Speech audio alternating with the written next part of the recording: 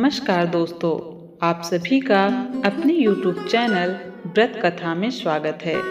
आज के इस वीडियो में हम आपके लिए संतोषी माता की व्रत कथा लेकर आए हैं। तो आइए सुनते हैं इस कथा को। एक समय की बात है, एक बुढ़िया के 7 बेटे थे, जिनमें से 6 कमाते थे और एक ना कमाने वाला था। वह बुढ़िया 6 बेटों को अच्छा खाना बनाकर खिलाती, पर 7वें को उन सब का बचा खुचा जूठा खाना खिलाती थी। और वह भोला भाला अपनी माँ की इस चालाकी को खुद नहीं समझ पाता था। एक दिन वह अपनी पत्नी से बोला, मेरी माँ मुझसे बहुत प्यार करती है। तो उसकी पत्नी बोली, वह तुम्हें सबका बचा खुचा खाना खिलाती है। इस बात पर उसे विश्वास नहीं हुआ। एक दिन वह छुप कर देखता कि माँ अपने 6 बेटों को बड़े प्यार से कई प्रकार के व्यंजन बनाकर बड़े प्रेम से खिला रही है। वह 6 खाना खाकर उठ गए, तब माँ ने उनकी थालियों से जूठन इकट्ठा करी और उसके लिए थाली में परोस कर रख दिया। जब वह घर आया तो माँ अपने सबसे छोटे लड़के से बोली, खाना खा ले। वह बोला, माँ मैं भोजन नहीं करूँगा, मैं तो परदेश जा रहा हूँ। माँ बोली, ठीक है, जाओ तुम परदेश में कमाना। वह घर से निकल गया और गौशाला में पहुँचा, जहाँ उसकी पत्नी गोबर के उपले बना रही थी। प्रवीण अपनी पत्नी के पास गया और बोला, मैं परदेश जा रहा हूँ, कुछ समय के बाद आऊँगा। तुम संतोष से रहना और अपने धर्म का पालन करना। इस पर उसकी पत्नी बोली, स्वामी आप आनंद से जाइए, मेरी चिंता मत करिए, मैं तो राम भरोसे यह देख लूँगी। ईश्वर आपकी सहायता करे, अपनी कोई निशानी मुझे दे दीजिए, जिसे देखकर मैं धीरज करती रहूँगी। इस पर वह बोला, मेरे पास इस अंगूठी के सिवा कुछ भी नहीं है, तो यह रख लो और मुझे भी अपनी कोई निशानी दे दो। वह बोली, मेरे पास तो कुछ भी नहीं है, बस यह गोबर से भरे हाथ हैं।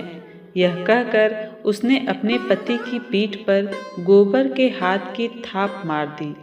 वह चल दिया।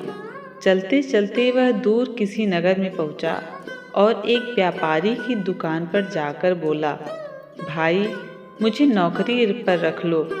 व्यापारी को नौकर की ज़रूरत थी, तो वह बोला, ठीक है, लेकिन तनख्वाह तुम्हारा काम देखकर ही बताऊंगा। वहीं रहने लगा और सुबह 7 से रात 9 बजे तक नौकरी करने लगा। थोड़े ही दिनों में वह व्यापारी का सारा लेन देन और हिसाब किताब करने लगा। कुछ ही समय में सेठ ने उसे आधे मुनाफे का हिस्सेदार बना दिया। 12 वर्ष में वह नामी सेठ बन गया। इधर उसकी पत्नी को सास और जेठानियां बड़ा कष्ट देने लगी। उसे लकड़ी लेने जंगल में भेजती, भूसे की रोटी देती, फूटे नारियल में पानी देती। वह बड़े कष्टों से जीवन बिता रही थी। एक दिन जब वह लकड़ी लेने जा रही थी, तो रास्ते में उसने देखा एक मंदिर में कुछ औरतें व्रत कर रही हैं और कथा सुन रही हैं। तो वह पूछने लगी, यह क्या व्रत कर रही हो? इसे करने से क्या होता है और यह कैसे करते हैं? तब एक स्त्री बोली, अपनी संतोषी माता का व्रत है। इसे करने से मनवांछित फल प्राप्त होता है और गरीबी, मन की चिंताएं, मुख, कलह, रोग आदि सब नष्ट होते हैं। संतान सुख, धन, शांति और मनपसंद वर मिलता है और दूर गए पति के दर्शन होते हैं। उन्होंने उसे व्रत की विधि बता दी। उसने रास्ते में सारी लकड़ियां बेच दी और उन पैसों से गुड़ और चना खरीद लिया और व्रत की तैयारी कर संतोषी माता के मंदिर में पहुंची और माता से दुखी होकर विनती करने लगी, माँ मैं अज्ञानी हूँ और बहुत दुखी हूँ, मैं आपकी शरण में हूँ, मेरा दुख दूर करो माँ। अब वह हर शुक्रवार ऐसा ही करती। एक दिन माता को उस पर दया आ गई। शुक्रवार उसके पति का पत्र आया और अगले शुक्रवार को पति का भेजा धन उससे मिला। अब वह माता के मंदिर में गई और उनके चरणों में गिरकर रोने लगी। बोली, माँ, मैंने पैसे कब मांगे थे? मुझे तो अपना सुहाग चाहिए। मैं तो अपने स्वामी के दर्शन और सेवा करना मांगती हूँ। तब संतोषी माता ने प्रसन्न होकर कहा, जा बेटा, तेरा पति जल्द ही आएगा। वह प्रसन्न होकर घर गई और कामकाज में लग गई। उधर संतोषी माता ने स्वप्न में उसके पति को पत्नी की याद दिलाई और घर जाने को कहा। वह बोला, माँ, मैं कैसे जाऊँ? परदेश की बात है, लेन देन के कई हिसाब बाकी हैं। माँ बोली, सवेरे उठकर मेरा नाम लेकर घी का दीपक जलाना और फिर स्थान पर बैठना। सवेरे उठकर उसने वैसा ही किया। देखते ही देखते सारा लेन देन साफ हो गया और धन का ढेर लग गया। वह खुश होकर घर की ओर रवाना हो गया। उधर उसकी पत्नी रोज लकड़ियां लेने जाती और संतोषी माता की पूजा अर्चना करती। एक दिन वह बोली, माँ, यह धूल कैसी उड़ रही है? माँ बोली, बेटी, तेरा पति आ रहा है। तू लकड़ियों के 3 बोझ बना ले। एक नदी के किनारे रख, एक यहाँ रख दे और तीसरा अपने सिर पर रख ले। तेरे पति के दिल में उस लकड़ी के गट्ठर को देखकर मोह पैदा होगा और घर जाकर आवाज लगाना, सासू जी, लकड़ियों का गट्ठर लो, भूसी की रोटी दो और फूटे नारियल में पानी दो। देखो मेहमान कौन आया है।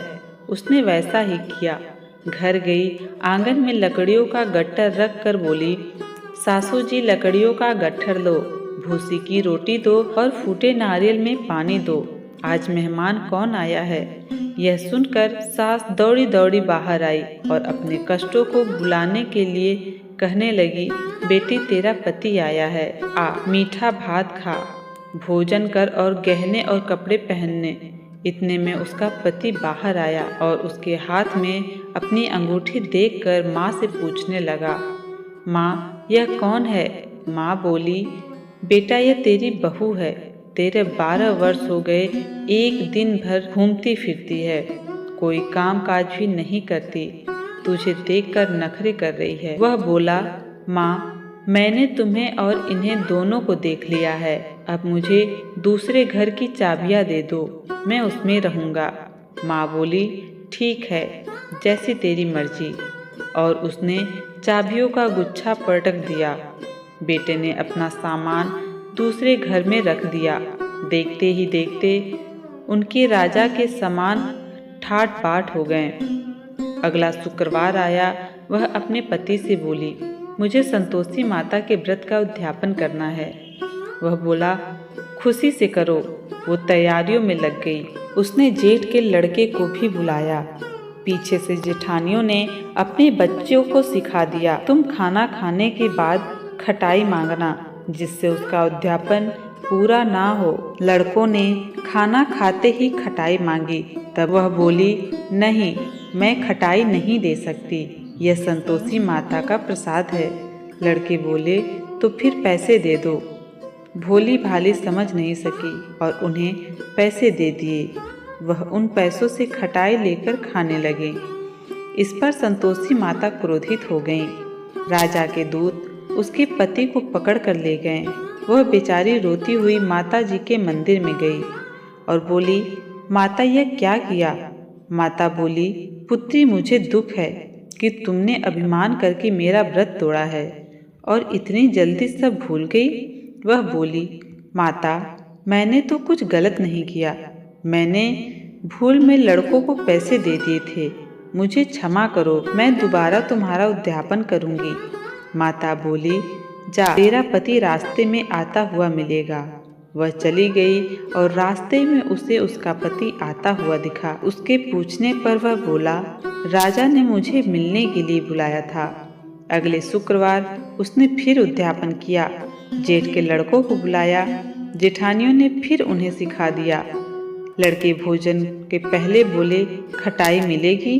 तब वह बोली, खटाई नहीं मिलेगी। अब उसने एक ब्राह्मण के लड़कों को बुलाकर भोजन कराया और दक्षिणा दी।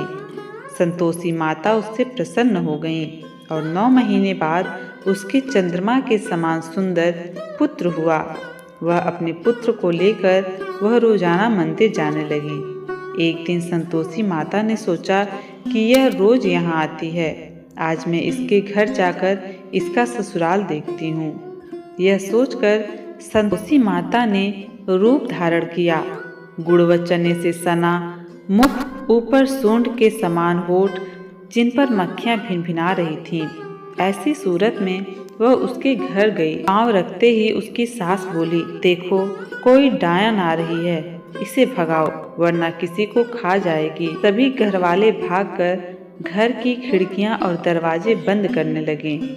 तभी उसने ऊपर की खिड़की से देखा तो वहां से चिल्लाने लगी, आज मेरी माता मेरे घर आई हैं, आज मेरी माता मेरे घर आई हैं। उसकी सांस फूली, पागलों के जैसे देखकर उतावली हुई है। बच्चे को भी पटक दिया। बहू बोली, माताजी, मैं जिस संतोषी माता का व्रत करती हूँ यह वह माता हैं। ऐसा कहकर उसने दरवाजा खोल दिया। सबने संतोषी माता के चरण पकड़ लिए और विनती करते हुए बोले, हे माता, हम मूर्ख हैं, अज्ञानी हैं, पापिनी हैं, आपके व्रत की विधि हम नहीं जानते। व्रत भंग कर हमने बहुत बड़ा अपराध किया है। जगत माता हमारा अपराध क्षमा करें। माता बहुत खुश हुई। संतोषी माता, जिस प्रकार आपने बहू को फल दिया वैसा ही इस कहानी को कहते, सुनते और हुंकार भरते सबको देना। दोस्तों, संतोषी माता को संतोष, सुख, शांति और वैभव की माता के रूप में पूजा जाता है। माता संतोषी भगवान श्री गणेश की पुत्री हैं। इनका यह व्रत करने से धन, विवाह, संतान, अपनी संतान सुखों में वृद्धि होती है। यह व्रत शुक्ल पक्ष के प्रथम शुक्रवार से शुरू होता है और 16 शुक्रवार तक व्रत कर इसका उद्यापन किया जाता है। गुड़ और चने का भोग माता को लगाया जाता है। यह व्रत करने वालों को खट्टी चीज़ों को नहीं खाना चाहिए और ना ही हाथ लगाना चाहिए। बोलिए संतोषी माता की जय। आप सभी को ये वीडियो कैसा लगा हमें कमेंट बॉक्स में ज़रूर बताइएगा और जय संतोषी माता लिखना बिल्कुल भी मत भूलिएगा। धन्यवाद।